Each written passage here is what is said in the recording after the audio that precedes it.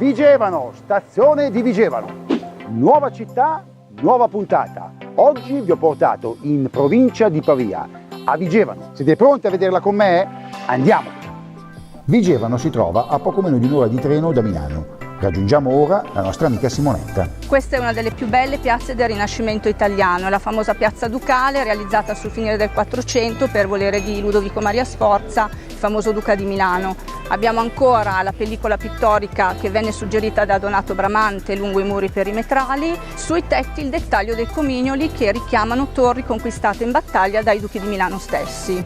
Questa è la facciata barocca, in realtà la costruzione della cattedrale risale invece all'inizio del 1500. La cosa interessante è proprio questa prospettiva, poiché ci mostra questa funzione da quinta teatrale, da quinta scenografica, alla quale la facciata stessa ha cercato di assolvere nel corso dei secoli.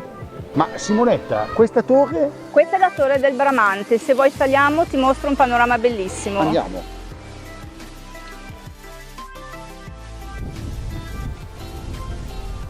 Che spettacolo ragazzi, Simonetta aveva veramente ragione, da qui sopra lo scenario è davvero incredibile.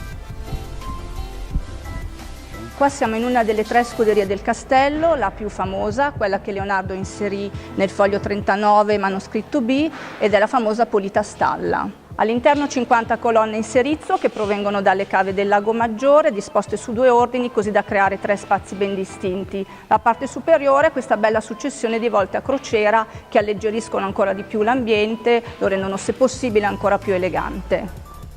Vigevano è famosa anche per essere stata a lungo uno dei centri di produzione di calzature nel mondo, tanto da guadagnarsi l'appellativo di capitale della scarpa. Moltissime creazioni che raccontano la storia della calzatura si possono ammirare al Museo Internazionale della Scarpa allestito all'interno del Castello Sforzesco. Oggi, cari amici, ho preparato qualcosa di davvero speciale. Vi porterò in un segretissimo laboratorio di pasticceria ad assaggiare una torta che viene realizzata solo a Vigevano e che si chiama Dolce Riso del Moro. Permesso! Buongiorno Matteo, cosa c'è qua? Tutti questi ingredienti sono stati preparati per farti vedere come viene fatto il dolce riso. Uova fresche, farina per creare il biscotto di frolla esterno e un ripieno delicato creato con riso comune delle nostre risaie, latte fresco in cui viene cotto, mandorle e pinoli tostati impreziosito con acqua di rose e cedro diamante. Bene Matteo, posso assaggiarla? L'abbiamo preparato qui apposta.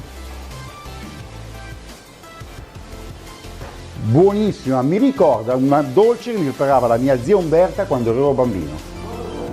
Dopo questa dolcissima pausa siamo pronti per tornare sulle tracce di Leonardo da Vinci.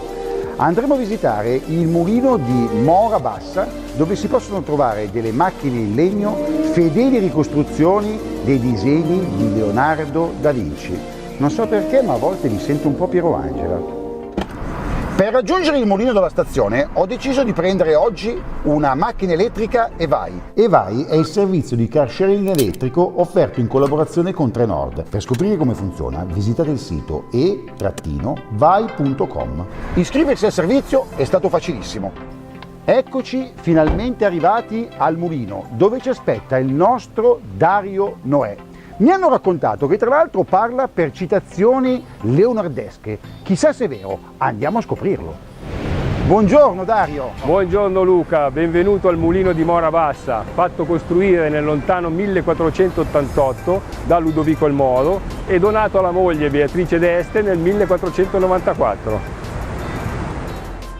Dario, è davvero tutto affascinante, ma toglimi una curiosità, ma è vero che sei tu l'autore di queste opere? Sì, è un hobby iniziato 30 anni fa, continua tuttora. Vedo questa macchina davanti a noi che è molto curiosa, mi puoi spiegare come funzionava? Te lo spiego con le parole di Leonardo. Modo a fare un'isfera in cavo a gittar fuoco. Hai capito? Sì, geniale. Il mulino di Mora Bassa mi ha davvero colpito e Dario Noè è un personaggio davvero eccezionale. Ha saputo ricostruire fedelmente i disegni di Leonardo. Consiglio questo museo sia ai grandi che ai piccoli. Ora però, cari amici, il tempo è tiranno e stiamo tornando velocemente verso la stazione a prendere il nostro treno per tornare a casa. Vigevano è una città bellissima e vale la pena veramente farci un salto. Ma rimanete con noi, perché settimana prossima vi porterò in un'altra città ricca di fascino, Mantova.